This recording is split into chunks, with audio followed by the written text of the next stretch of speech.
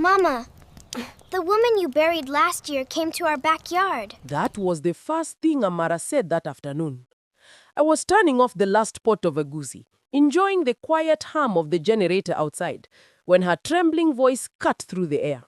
At first, I thought she was joking. Children often say strange things when bored, but when I turned and saw her, barefoot, sweaty, clutching the kitchen doorframe, my heart tightened. "Which woman?" I asked. Her lips quivered. "Mama Ozioma. She said you still have her blue wrapper with yellow flowers." That wrapper. The same one I took from her daughter after the burial, saying it was for remembrance. I wore it twice, to church and market.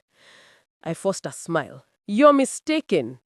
But when I stepped outside, the backyard was silent except for dripping water and the buzzing of flies.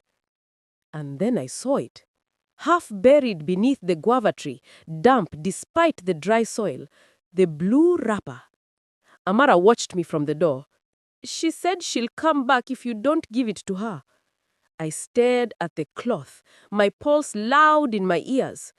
A wind brushed past me, carrying the faint scent of palm oil and perfume, the same Mama Ozioma used to wear.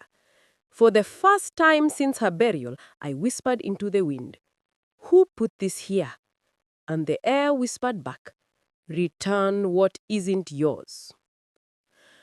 That night, I couldn't sleep. The wrapper lay folded on my stool, glistening faintly under the lantern's light.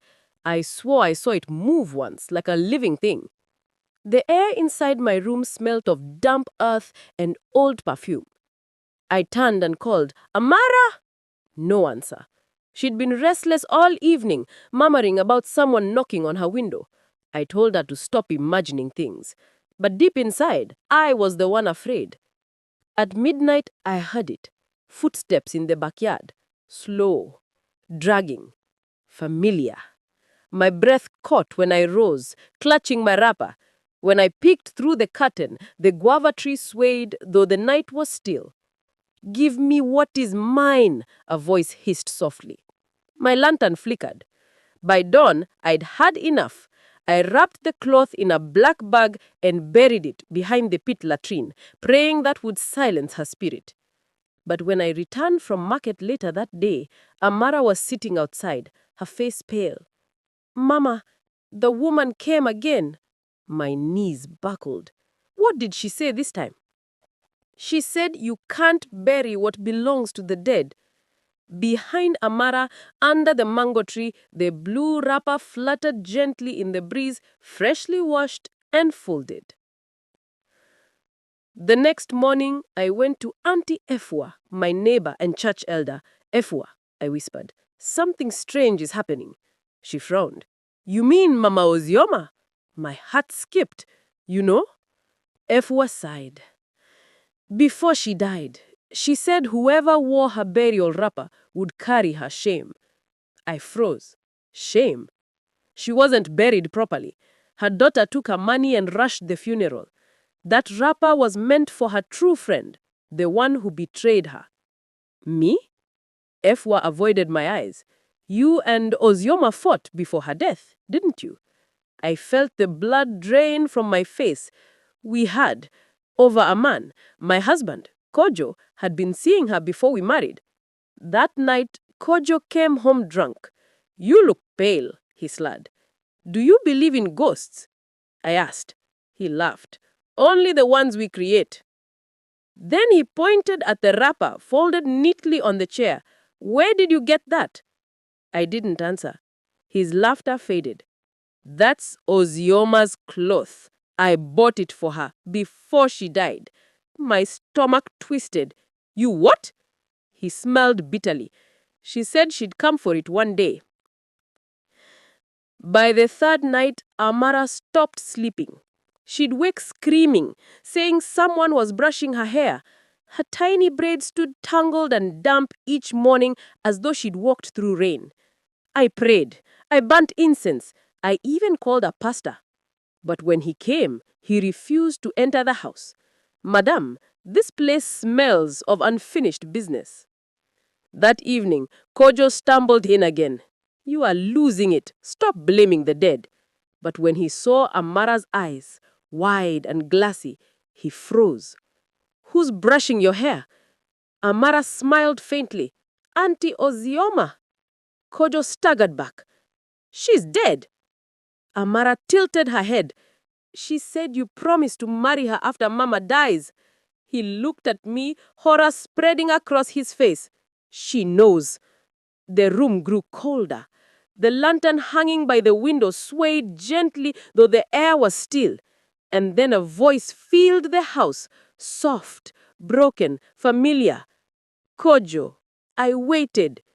Kojo collapsed. The lantern flickered and went out. When I struck a match, he was gone, vanished into thin air. Only the blue wrapper remained on his chair. 3 days later, the police found Kojo's body by the riverbank, face pale as ash, his fingers clutching strands of blue cloth. The doctor said it was drowning. But how could a man drown when there was no water near his lungs? I didn't cry. I couldn't. I burned the wrapper that night, every thread of it, praying it would end. The flames hissed, and for a moment I thought I saw a woman's silhouette in the smoke, smiling. But peace didn't come. The next morning, Amara stood by the guava tree again. "Mama, she said she thanked you, but she's still waiting for you to tell the truth." My hands shook. "What truth?" Amara's eyes filled with tears. "That you didn't just take her wrapper, you took her life." My knees gave way. "Who told you that?" "She did." The wind rose, and somewhere behind me, the sound of distant laughter echoed. It wasn't Kojo's. It wasn't Amara's. It was Ozioma's. I confessed that night. To the stars, to the darkness, to no one and everyone. Yes, I'd gone to Ozioma's house the night she died. I wanted to confront her about Kojo. We argued. She slipped. She hit her head on the mortar. I panicked. I told her daughter it was a fall. I kept her wrapper as proof that she couldn't haunt me. But I was wrong. When dawn came, I buried the truth deep inside, thinking silence would save me. Now, as the wind whispered her name through the guava leaves, I knew silence was my punishment. Amara walked up to me, her eyes too old for her face. She said, "You must wear it one last time." I stared at the burnt ashes of the wrapper and froze. In their place, folded neatly, was the blue cloth again, bright as new. At sunrise, I wore the wrapper. My body trembled, but the air around me grew warm, almost gentle. "Are you ready?" Amara asked softly. I nodded. We walked to the riverbank where Kojo's body had been found. The water shimmered gold beneath the morning sun. A woman's figure stood on the opposite bank, Ozioma, smiling faintly, her eyes sad but kind. I stepped into the water, the cool waves washing over my feet. "I'm sorry," I whispered. Ozioma raised her hand. "Peace is not given, it is returned." The wind swirled, and suddenly the wrapper loosened and drifted away, floating towards her. As it touched her, she dissolved into mist. Only her voice remained. "Now you understand." That evening, the village women said they saw me walking by the river, humming softly, my wrapper trailing behind me, like mist. But I never came home. When they searched the next day, they found nothing except a folded cloth beneath the guava tree, blue with yellow flowers, still damp. Amara said I'd gone to give Ozioma her wrapper at last. Sometimes at night, neighbors say they hear laughter in our compound, and the smell of palm oil and perfume fills the air. They say when you take what isn't yours, the dead will always come to reclaim it. And sometimes they don't come alone.